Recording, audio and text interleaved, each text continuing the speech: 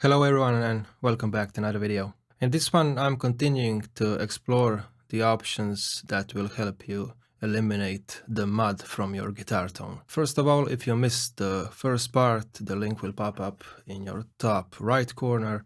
In that video I've demonstrated just some of the ways that you can eliminate the mud from your guitar tone by using the Parametric EQ block. There will be a part 3 to this series where I will discuss how the microphones affect your sound and how that's probably the first thing you want to check when you're creating a guitar sound. So if you don't want to miss out on that video, please subscribe to the channel and leave a like on this video because it really helps. Okay, first of all, I'm gonna be using the exact same signal chain as I did with the Parametric EQ video. The amp that I'm using is PV Panama, which is of course the PV5150. I won't even open the cabinet because I still don't know what cabinet are we using with this amp. Let's keep that a secret until the last video. It's a secret to me, I swear. The next thing is the room reverb block. The final thing that I have inside my chain is the Parametric EQ, and I will remove all the EQ changes that are done here except for the high cut. So this Parametric EQ is currently doing nothing except eliminating some of the very top end from this guitar tone. I'm sure you're wondering what is the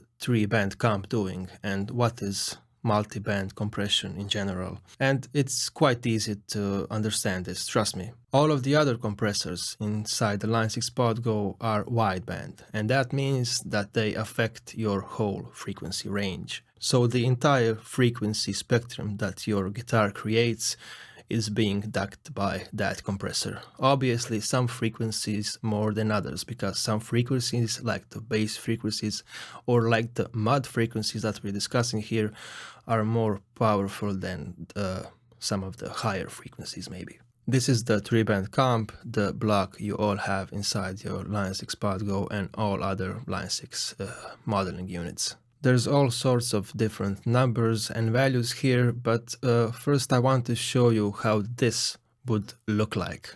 Okay, so what are you seeing here? Well, I only copied the settings from the 3-band comp. There are two crossover points. One is by default set at 400 Hz and the other is set at 3000 Hz, which is 3 kHz. With a multi-band compressor, you have the option to compress, as I said, at least 3 times before a specific frequency range. So inside the 3-band comp, from the default settings that you just saw, if you start compressing the low band, you will start doing something like this. So I'm now mimicking the behavior of a compressor with my hand. I'm just pulling down on the mouse and mimicking the gain reduction. So once you start hitting the low notes, your compressor will do something like this. It will duck the low notes. Same goes for the high frequency part. Once your signal reaches the threshold that you've set inside the 3-band comp, the high band of this 3-band compressor will be doing something like this. It will duck only the highs. And the final band is the one that we have in the middle, that is in between the 400 Hz and 3000 Hz. So that band will probably be doing something like this. It will duck only the mid part of your sound. Okay, now that you understand what is this multi-band compressor doing, let's try to tweak it to eliminate some of the mud from this guitar tone. But first I'm gonna play you this guitar tone again. I'm gonna disable the 3-band comp, and the only thing doing some EQ changes here is the high cut control from the Parametric EQ, which I will leave on throughout this whole video.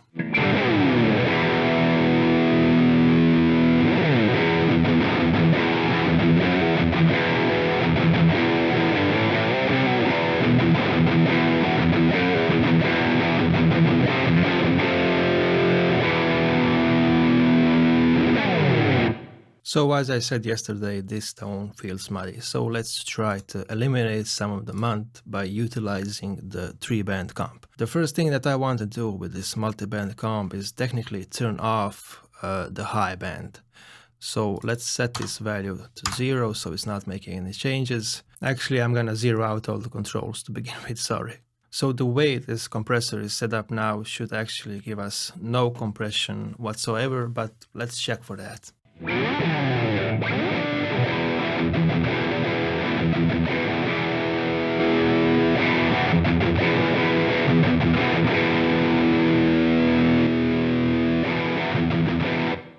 Now I can't explain this behavior. Why are we getting a difference in loudness? I have no idea, because there are no changes in volume and there should be no compression, but it feels like the entire signal is compressed, but it's not actually compressed, it's just more quiet and I can hear no compression going on. I have to ignore this issue for now because it kind of caught me off guard and I didn't expect this to happen, to hear this difference in volume when there is no compression going on from the 3-band comp. But anyway. Okay, so let's set up this compressor so it's affecting everything below 280 Hz. So the crossover frequency point is at 280. I'm gonna make the attack a lot faster and I'm gonna make the release a bit slower. Also, to make this a bit more easy to hear, I'm gonna increase the ratio, which will of course introduce some more aggressive compression. Now I'm gonna hit the chord again and I'm gonna start lowering this low threshold control until I hear some compression happening.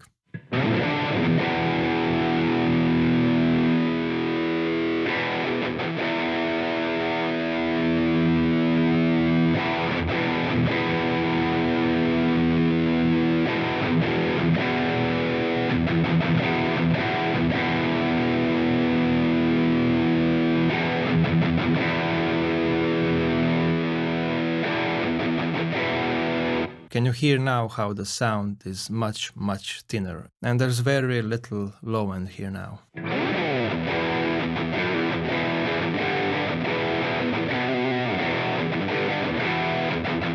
Now, since we are compressing, let's bring back some of the low gain.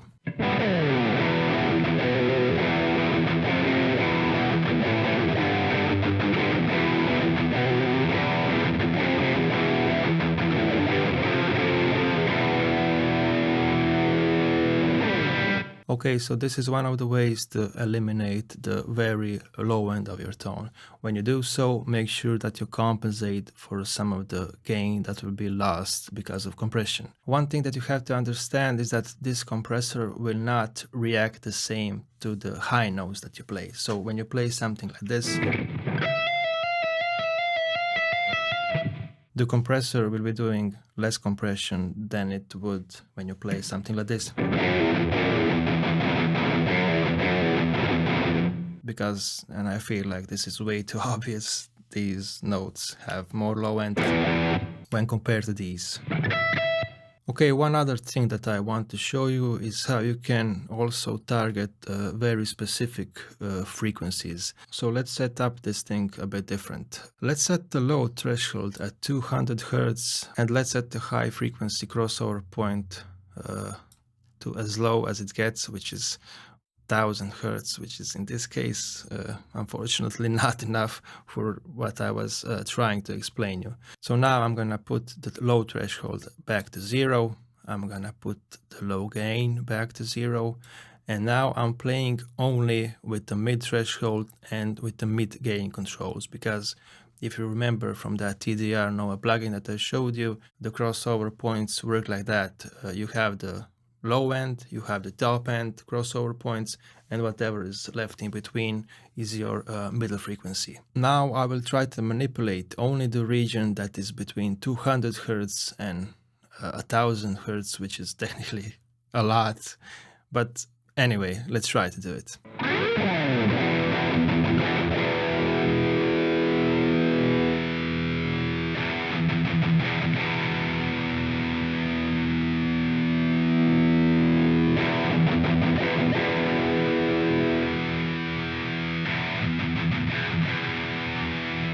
I can already see that a lot of people will like this tone because it's very scooped, so that means that I'm scooping the mids and the bass and the treble are getting more pronounced.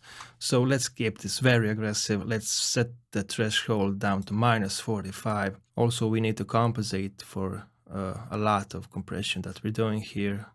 There's probably more than 80 dB, but I'm gonna set it at 80 dB first.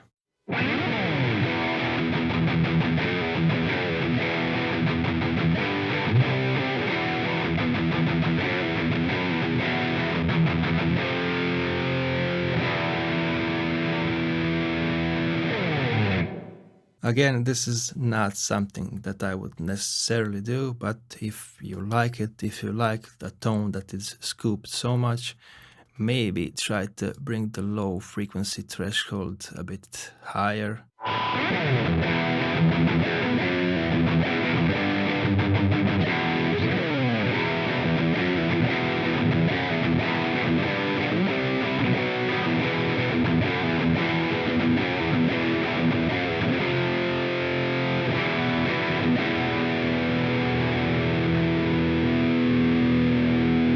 There are just a few things that are kind of limiting with this 3-band comp beside the license part go, and that is the fact that all the bands have the shared attack and release settings, which sometimes can be an issue if you try to engage more than one band in this multi-band compressor. But anyway, that's it. I hope that you understand at least how the 3-band compressor work. I'm definitely not sure what's going on with the level here, because as soon as I kick in the multi-band compression, even with the threshold set at 0 for all bands, the signal is obviously quieter.